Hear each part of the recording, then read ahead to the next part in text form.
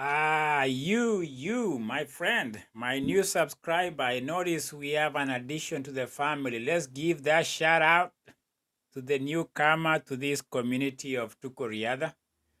One soul, one human being has joined the family of Tukoriada. We celebrate that.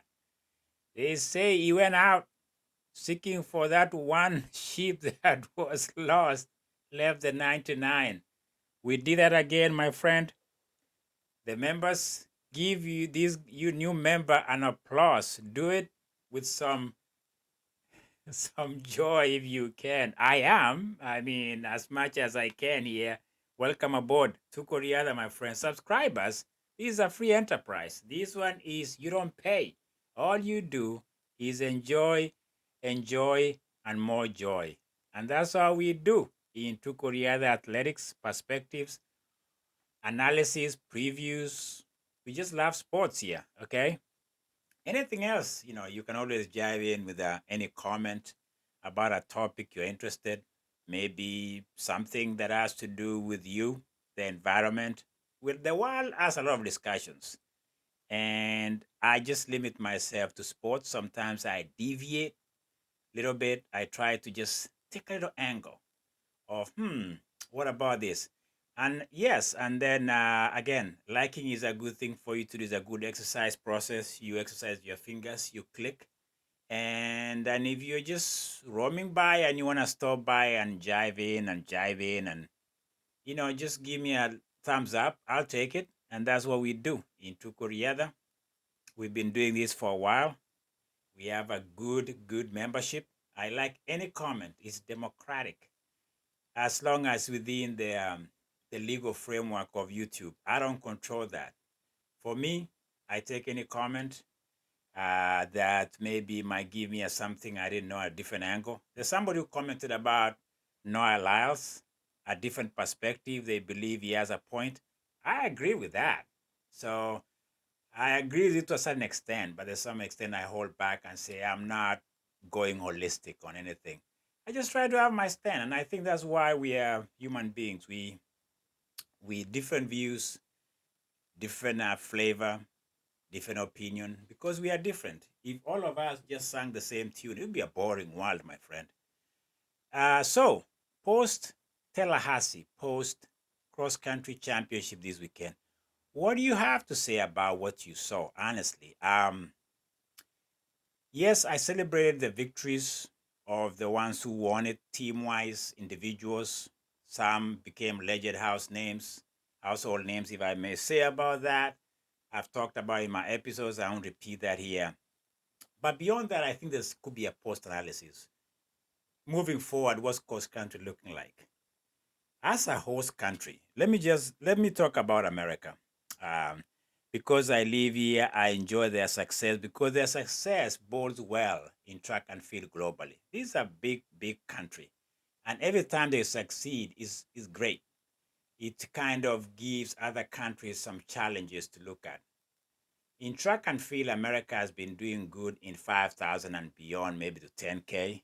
Marathon has been very questionable, it's far in between, but they've done well in distance running in track and field. This cross country was anything but, it was just low. Other than the young U20 that got a bronze, what else can we talk about the senior category? Um, there was nothing. And I don't think I'm going to just try to, take a stab at what wasn't there. Let's look of Nico Young. He was barely a factor coming in. I thought he's going to be a factor. He wasn't. The national champion, Wolf Parker, wasn't. And they spoke, and what they said just speaks a lot of things about America and maybe the Western countries' athletes. They just don't have what it takes in cross country.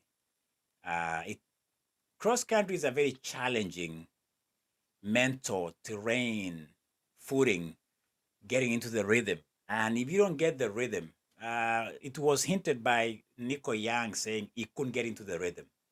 And you are the host country, by the way. This is America hosting, and their local athletes are saying they could not get into the rhythm of that event or that cross country championship. How can you say that? You are hosting it. Do you think they could have gone there and adapted better, trained there? They are hosting it. I take advantage of the fact that it's within the boundaries. Go down there and train. There's a lot of post analysis. I don't know their excuses or the reasons why they didn't do very well. It could be both. Uh, the other thing that I think we are not talking greatly is the culture and the way people look at cross country in different parts of the world. And to compare American and East African countries might not be fair, but it's fair. Because when you think about the training process, if you think of track is 400 meters. It's very controlled. You can always clock 400 meters and it's precise. And the terrain, the landscape is very even. And so it's very controlled. It's very, coaches can do well most of the Western countries because they have those facilities, they have the infrastructure, they do well in track. So they've caught up a little bit. They've closed the gap on African countries and athletes. Cross country is a different beast.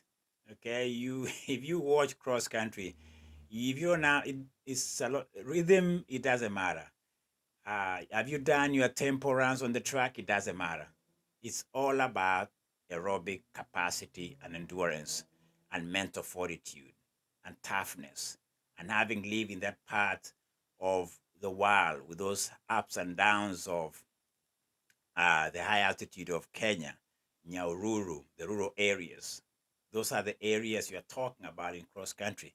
And even when you go to the golf course, they try to put those barriers, the fake alligators, the fake water barriers, and those things that kind of becomes obstacles.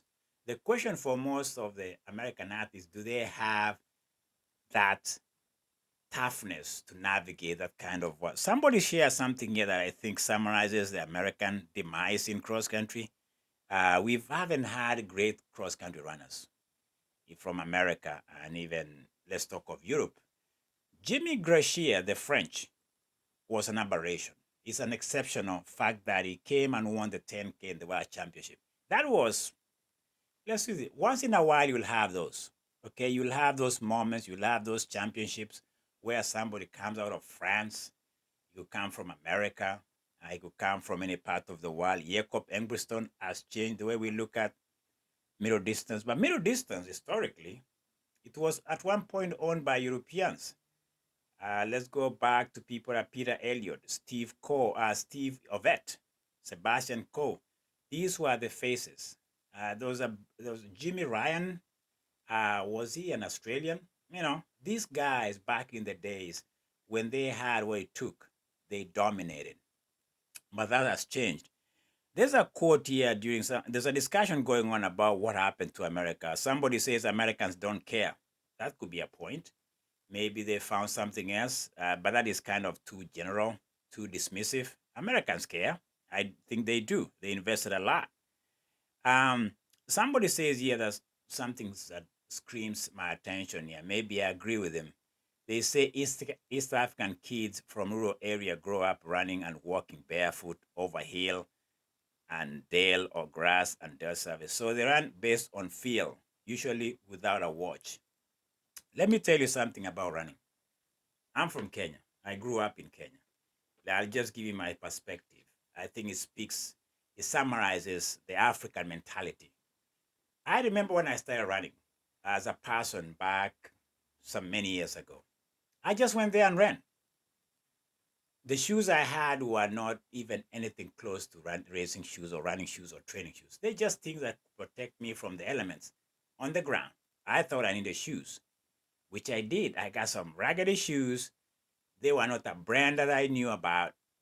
It was just something to protect my feet. And I went out there, ran, I don't know how long. I didn't have a watch. I just took myself on the road on a trail and just kept running. I came home, tired, exhausted, but I just ran with a feeling.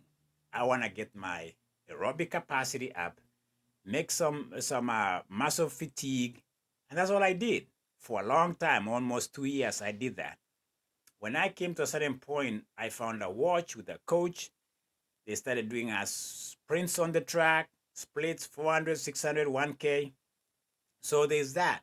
But for me, the genesis, the beginning of my running was a feeling thing, or just getting out there in the morning and go running up and down the hills, tough oxygen intake, altitude, and all that. That is my foundation. And that is most of the African athletes' foundation. They just go out there and run. No watches sometimes. Watch is a luxury. It comes with elitism. That is the problem sometimes that traps American athletes. They depend too much on their shoes. They depend too much on their coaches. It's a controlled environment. And when that control thing is out of the window in a competition, some of these athletes don't know how to adapt and engage themselves internally. That's why you see some of these demises and these lack of competitiveness when it comes to this cross-country environment. The other component that can really drive Americans crazy is that most of these African athletes, when you think about it, it's life and death for them. Okay, so it becomes more mental. It's like, for them, it's like an aging process. They toughen up. It's a boot camp experience because to get to the top of that athlete that you want to be and make money and go out to Europe and make the cut, it takes a lot of work. And sometimes these guys sacrifice themselves. They'll do whatever it takes. Sometimes it's the consequences for them could be injured or get weeded out. And one of the things that people don't know about, I have a friend on this, you can speak to this. Maybe one time I'll have a talk with him about him sharing. He's an American guy, he lives in Louisiana. He went to Kenya to train with the Kenyan athletes for a while. We were there about a few weeks, almost a month. And he can tell you what he thinks about the mental capacity that those African athletes have. They are rooted on that kind of grit that Americans athletes, some of them, I'm not saying all of American athletes don't have it. We've seen a few of those who do. But these African athletes is about the grit. It's a mental toughness that they have. How they wake up they train 3 times a day. That's all they have. When you have that, and you have that kind of terrain, that kind of adaptability, that kind of endurance, the aerobic capacity, cross country, that's all it takes. That's the main thing that is being challenged in cross country. It's not how you've timed yourself on the track, around the track. It's about adjusting to the curves, to the hills, to the valleys, to the barriers. And sometimes some of these athletes don't have that. And so post Tallahassee, we are sensing that maybe that's what is lacking for most of these athletes that didn't show up. I mean, let's face it. Fisher Grant didn't show up. Uh, Other athletes that could have done some maybe given us something to talk about didn't show up to the Tallahassee meet. Maybe they are motivated. They have priorities. Maybe indoor track, which is coming up in February. That's where they are focused on. Cross country is not for everybody. Okay, we've noticed this over the years, and we've noticed the dominance of African athletes is because of that. They have the depth, they have the background, they have the base work done. So when it comes to cross country for them, it's like, let's get it on. Talking of get it on, there's something else I want to wrap up with by talking about the changing of the guards. If you have been following cross country for a long time, it's been Ethiopia and Kenya. Okay, Morocco, Algeria, maybe, but for long time of this long period of time, we've known of Kenenisa Bekele dominating, is Ethiopian. But something in 2017 changed this a little bit for us, and I think we need to acknowledge that. Uganda hosted it in 2017, and they did find that they can compete. They had a bronze medal in the U20 girls during that 2017.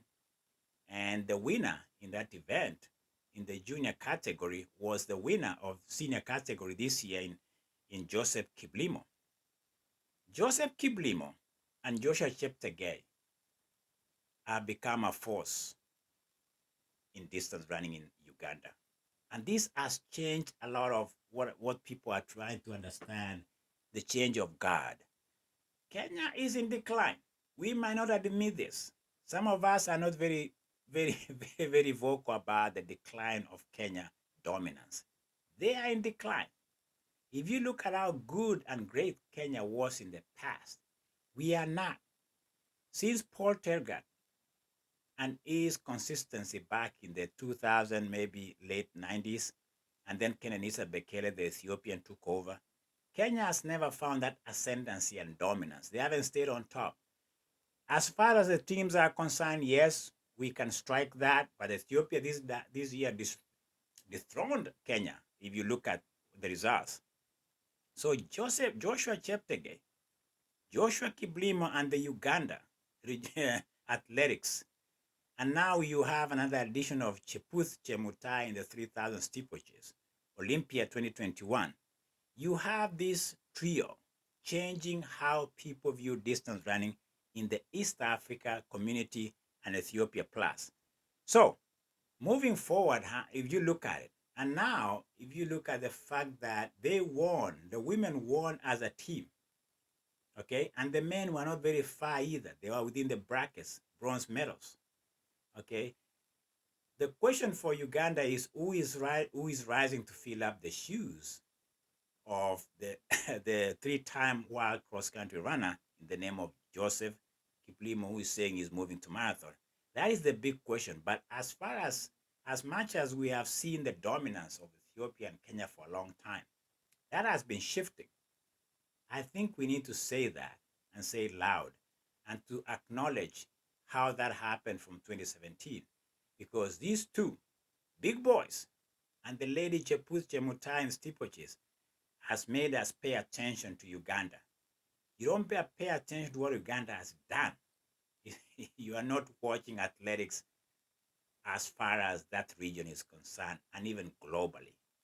For me, those are the post analysis from after this World Championship 2026. And Uganda is still a force. It's been a force for the last 5 years. The Western civilization and the athletes need to recalibrate and see how they can inject something better in the cross-country arena, world championship stages. And to do that, they might have maybe invest more on the U20 that are coming up, which was a good sign, by the way, for America to see young athletes stepping into that vacuum that is pretty much nobody is talking about. There's a vacuum when it comes to distance running in America, as much as we have individuals who rise once in a while. Very unpredictable sometimes. But this is what it is. It's all about culture. It's all about the training. It's all about being able to endure the challenges that come with those kind of cross-country environment that Africans have been able to master over the years and dominate. My take, what do you think? Off cue, what do you have to say about that? That was me looking at post-analysis of the uprising of Uganda as a force in cross-country and distance running and the challenges facing the Western athletes, I'm talking of America and Europe, in terms of cross-country, given their absence and lack of deliverance. Even as a host, America was just but, oh my gosh, they were no show at all. Good host, horrible performance. That was my take, my friend. Talk to you later. On the other side of the pillow. Happy 2026, still new. Talk to you later. Bye-bye.